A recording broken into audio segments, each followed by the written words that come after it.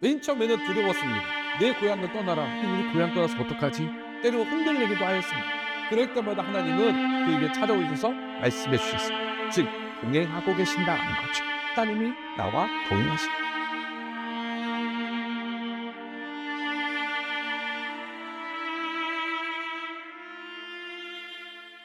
오늘의 말씀은 창세기 22장 1절에서 2절의 말씀으로 하나님 나의 아버지라는 제목으로 여러분과 함께 그 말씀을 듣도록 하겠습니다. 오늘 본문에 하나님이 뭐라고 말씀하시냐면 100세 낳은 그 아들을 바쳐라, 번제를 드려라라고 말씀해 주고 계신 거죠. 100세 낳은 아들을 그렇게 죽여야 된다면, 그렇게 번제로 드려야 된다면 어떠한 마음가짐이 우리에게 있을 수 있는가라는 것이죠. 하나님께서는요, 우리에게 이렇게 오늘 본문에서 가르쳐 주시는데 1절에 보니 이렇게 됐습니다. 그에 우리 하나님이 아브라함을 시험하시려고 라고 되어 있습니다. 시험하시다라는 것은 뭐냐면 실체가 무엇인지 검증하는 시간입니다. 실체가 무엇인지 검증하는 시간. 문제는 이 시험을 할 때는 어려움과 고난이 내포되어 있다는 거죠. 왜 그런가? 라고 말한다면 하나님께서 우리에게 보이시고자 하는 것이 있는데 순종이라는 것이고요. 이것에 관해서 신명기 8장 2절에 이렇게 나와 있습니다. 신명기 8장 2절 우리 함께 같이 읽어보겠습니다. 내 하나님 여호와께서 이 40년 동안에 내게 광야 길을 걷게 하신 것을 기억하라. 이는 너를 낮추시며 너를 시험하사 내 마음이 어떠한지 그 명령을 지키는지 지키지 않는지 알려 하심이라. 자, 여기 뭐라고 그랬습니까? 시험하사 내 마음이 어떠한지 그 명령을 지키는지 알련다라고 되어 있죠. 하나님께서 우리의 마음을 알기 위해서 시험하신다라고 되어 있습니다. 근데 이걸 정확하게 해석하면 하나님이 우리의 마음을 모르시냐? 아십니다. 그러면 왜 시험하시냐? 우리의 마음이 궁금해서 진짜 네가 이거 할 건지 안 할 건지 내가 테스트할게가 아니라 우리가 그 마음을 몰라요.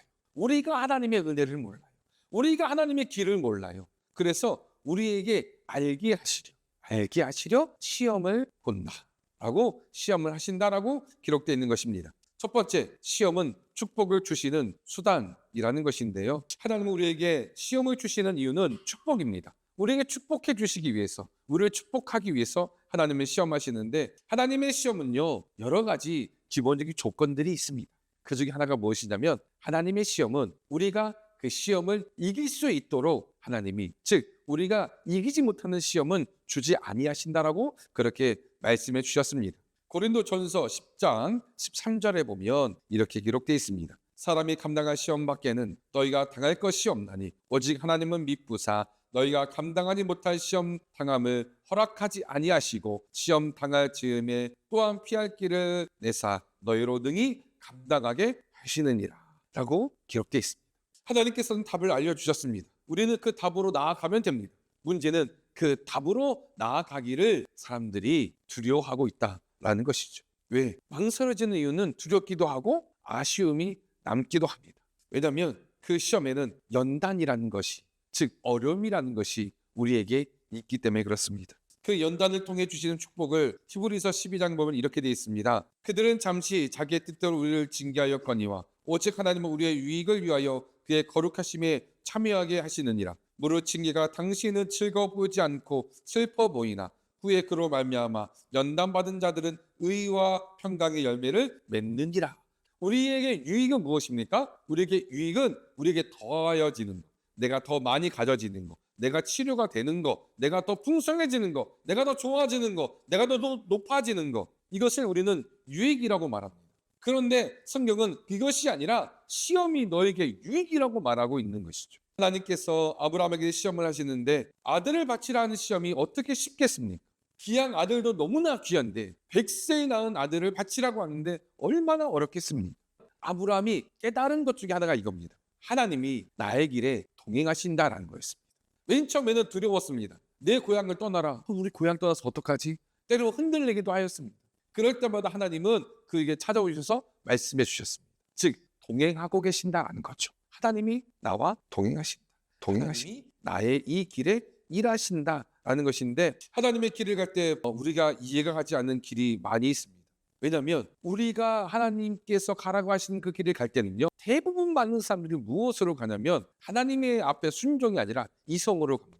하나님께서 가라고 하시면 이 길이 맞나? 이 길을 가야 될까? 이 길을 가도 될 것인가에 대해서 이성적으로 사람들은 그 길을 가려고 합니다. 그리고 편한 길, 좋은 길, 그런 길을 가기를 원하죠. 그 길을 우리는 성공이라 말하고 복이라고 말합니다.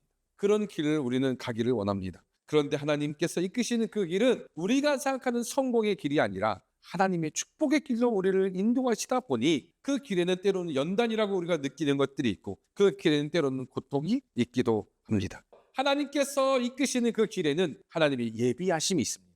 하나님이 이기게 하심이 있습니다. 하나님의 일하심이 있습니다.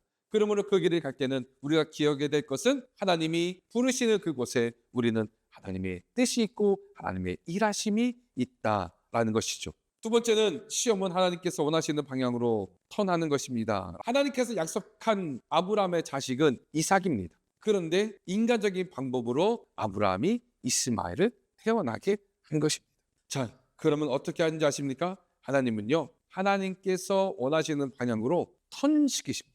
우리가 보는 방향에, 우리가 생각하는 방법에, 우리가 생각하는 방향으로 우리가 나아가려고 노력을 합니다. 이렇게 가야지, 이렇게 갈 거야 라고 말합니다. 그럼 어떻게 하십니까? 하나님이 턴시키십니다. 문제는 이 턴이 우리에게 있어서 연단과 고난으로 올 수 있다는 것이죠. 하나님 명령하셨습니다. 독자 이삭을 바쳐라. 이거를 상의합니다. 부인, 하나님이 이렇게 말씀하시는데 우리가 어떻게 했으면 좋겠습니까? 라고 하면 사라가 뭐라고 답변했을까요? 당신 미쳤어요? 100세 난 아들을? 그런데 아브라함은 누구에게도 묻지 않아요. 의논하지 않아요. 이 중대하고 이 심각한 상황에 아브라함은 아무것도 묻지 않습니다. 왜냐하면 아브라함은 하나님께서 특권을 허락하셨습니다. 그 특권이 뭐냐? 시편 2편 7절에서 9절입니다. 내가 여호와의 명령을 전하노라. 여호와께서 내게 이르시되 너는 내 아들이라. 오늘 내가 너를 낳았도다. 내게 구하라. 내가 이방 나라를 유업으로 주리니 내 소유가 땅끝까지 이르리로다. 내가 철장으로 그들을 깨뜨리며 질그릇같이 부수리라 하시도다. 아멘. 이 말씀은 무엇입니까? 내가 너를 낳았다. 다시 말해서 너는 내 아들이라, 너는 내 딸이라 라고 하나님께서 말씀해주고 계신 것입니다. 너는 내 아들이야, 너는 내 딸이야, 너는 내 자녀야. 다시 반대로 말하면 하나님은 우리의 무엇이 된 것입니까? 아버지가 되어주신 것입니다. 아브라함은 하나님이 나의 아버지가 되신 것을 철저히 깨달아지게 하나님이 인도하셨습니다. 아버지가 나를 버리겠습니까? 아버지가 나의 자식을 버리겠습니까? 하나님께서는 버리시지 아니하신다. 왜? 아버지 되어주시니 그 믿음을 가지고 아브라함은 그 누구에게도 말하지 않고 하나님의 명령에 따라 나아가고 있는 것입니다. 2025년 시작하는 이 시점에서요, 저에게 두려움이 없냐라고 말한다면 두려움이 있습니다. 왜 저에게 두려움이 없겠습니까? 여러 가지 걱정과 근심이 없냐? 걱정과 근심이 있죠. 그런데 그럼에도 불구하고 그보다 더 확실한 답을 하나님께서 주셨습니다. 너는 내 아들이라. 내가 너의 아버지가 되리라. 라고 하나님께서 주신 약속의 말씀이었습니다. 하나님은요, 우리의 아버지가 되어주십니다. 우리가 몰라도, 우리가 알아채지 못해도, 우리가 때론 이것을 너무 쉽게 여길지라도 하나님은 우리를 자녀 삼아주시며 우리의 아버지가 되어주셔서 항상 우리 곁에 서서 우리를 지켜주시고 인도해주고 계신다라는 것입니다. 그러면 시험이 달라 보이지 않습니까? 그 전까지는 두려워지고 무섭기도 하고 좌절할 것 같은 그 시험이지만 그럼에도 불구하고 하나님이 동행해 주시는, 하나님이 아버지가 되어주시는 그 은혜가 우리에게 있다는 것이 우리에게 각인되고 새겨지면 우리는 이 시험이 달라 보입니다. 두려워 보일 수는 있으나, 어려워 보일 수는 있으나 그 안에 하나님의 은혜가 있다는 것이 우리에게 확신으로, 믿음으로 새겨지는 그때에 우리는 그 시험을 달리 보일 수 있다는 것입니다.